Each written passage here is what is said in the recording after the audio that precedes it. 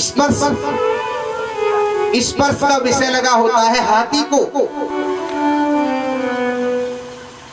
जब हाथी मदांध होता है, मद में अंधा होता है, उस समय हथनी से स्पर्श के लिए जाता है तो लोग उसे हथनी के पास नहीं ले जाते, उसे मदांध हाथी को पकड़ने के लिए क्या करते हैं, एक उसी के बराबर का गड्ढा खोदते हैं। क्या बोलते हैं इसे?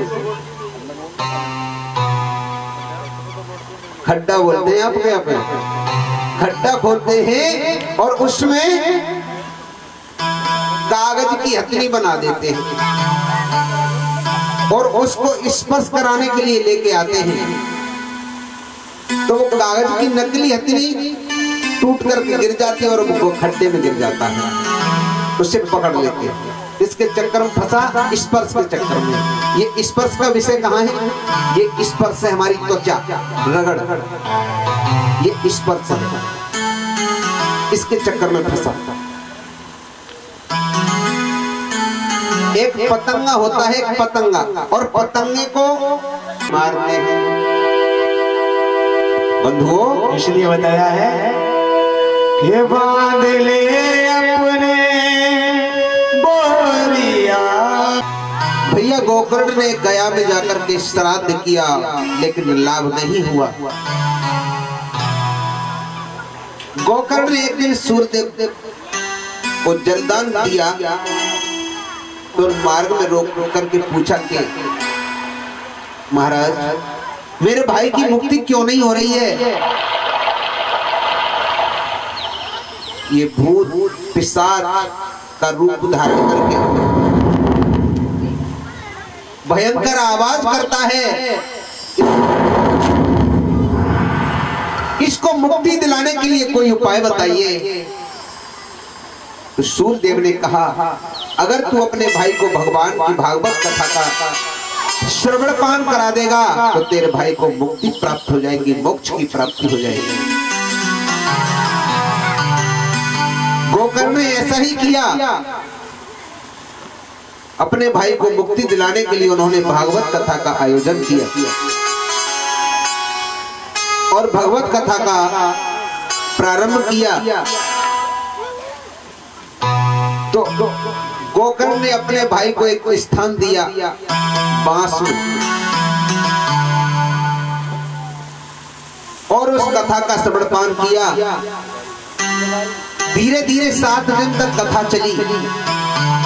पहले दिन में पहली गांठ चटक गई, दूसरे दिन में दूसरी गांठ चटक गई, 7 दिन में 7 गांठें चटक गई और उस बांस में से एक दिव्य पुरुष प्रकट हुआ।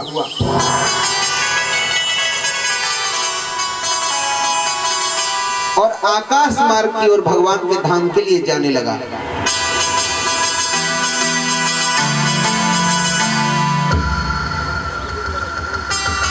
भाई की मुक्ति हुई, लेकिन जितने वहां श्रोता बैठे हुए थे उन्होंने विचार कर दिया कि महाराज, भगवान की कथा तो हमने भी सुनी थी, तुम्हारे अकेले भाई का उद्धार कैसे हुआ, क्यों हुआ, उसके लिए विमान क्यों आया, उसके लिए विमान क्यों आया? अरे कथा तो हमने भी सुनी थी। गोकर्ण ने कहा, देखो श्रोता 4 प्रकार के होते हैं। अब मुझे नहीं पता तुमने किस भाव से कथा सुनी है। श्रोता 4 प्रकार के होते हैं। एक तो होता है कथा सुनन गए 4 ये भूपा, शेर स्वान और चरणी सूपा। ये 4 प्रकार के श्रोता होते हैं कथा सुनने के लिए। शेर जैसे शेर चलता है चौड़ी छाती करके, कथा पंडाल में आए, न भगवान की भागवत कथा को प्रणाम किया, न किसी बुजुर्गों को प्रणाम किया, न किसी संत को प्रणाम किया, और शेर की तरह सीना तान के बैठे हैं।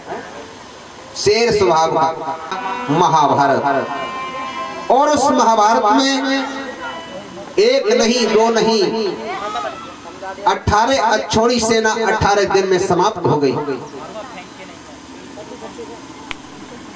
एक अक्षौणी कितने का होता है?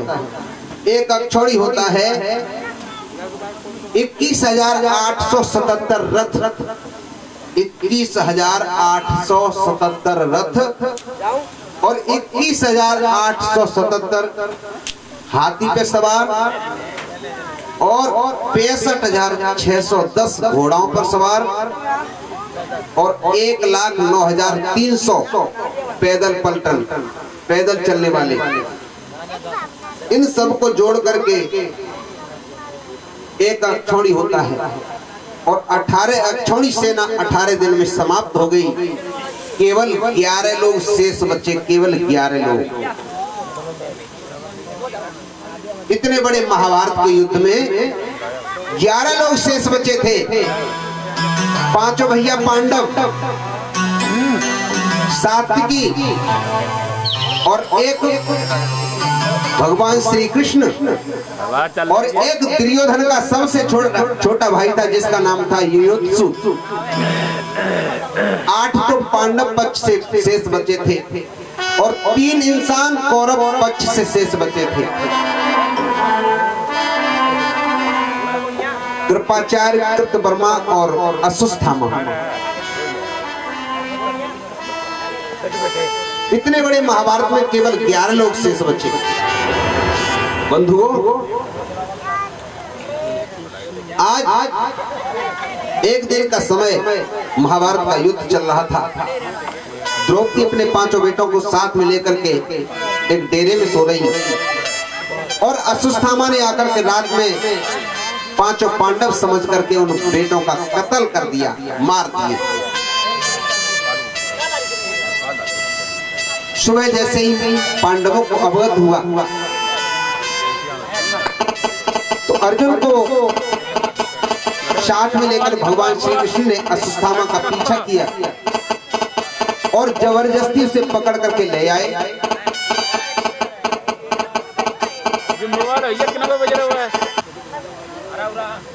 सूत जी महाराज सौनकादि ऋषियों को अवगत कराते हैं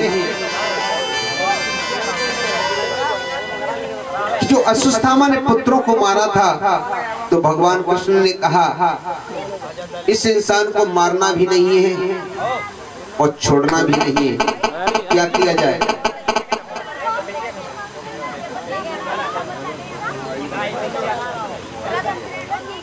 हेलो भैया, देखो अश्वत्थामा को जैसे छोड़ दिया, उसने एक बाण छोड़ा था और उस बाण से उसने ये विचार करके ये छोड़ा था कि पांडवों का भी वंश में खत्म कर दूं, क्योंकि जो अभिमन्यु की पत्नी थी जिसका नाम था उत्तरा, उसके गर्भ में एक बच्चा था। उस उत्तरा के गर्भ को नष्ट करना चाहा, अग्नि बाण छोड़ दिया, जलन करने लगी, उत्तरा चिल्लाने लगी, रोने लगी। तो भगवान श्री कृष्ण ने अपना सूक्ष्म रूप धारण करके उत्तरा के गर्भ में प्रवेश किया और प्रवेश करने के पश्चात बंधुओं उस शिशु की, उस बच्चे की रक्षा की। गर्भ में ही भगवान श्री कृष्ण का दर्शन हो गया उस छोटे से बच्चे को। छोटे से बच्चे को भगवान श्री कृष्ण का गर्भ में जन्म हो गया, दर्शन हो गया और जैसे ही दर्शन हुआ उसका समय पूर्ण हुआ। उसके बाद में उस बच्चे ने जन्म लिया।